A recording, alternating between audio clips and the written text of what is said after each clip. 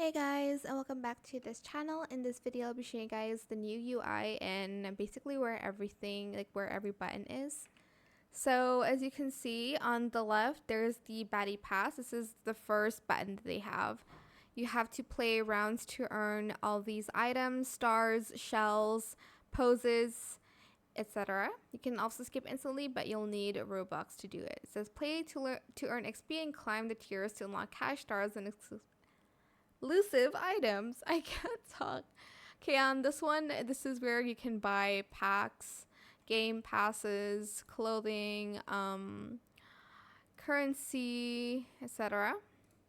And then here is where you can enter codes. You can enter item codes here, and this is where you can enter dolls code here. I'll show you if I get the dolls. I think I might get one. I'm not sure how you can do it on your phone now. It works now apparently. Then here is the menu button. You can adjust your speed here. You can teleport to servers here. You can go to settings here. You can go to photo mode here, and you can walk the runway here as well. There's regular, winter, Valentine's, and spring. Now on the right side, this one is where you can obviously delete your clothes. For this one, it is the Hall of Fame. This is the daily quests here. I wish they would up the shells to 50. Hopefully they do it in the second update, but we never know. Dress to Impress, please do that. And then here is where the poses are.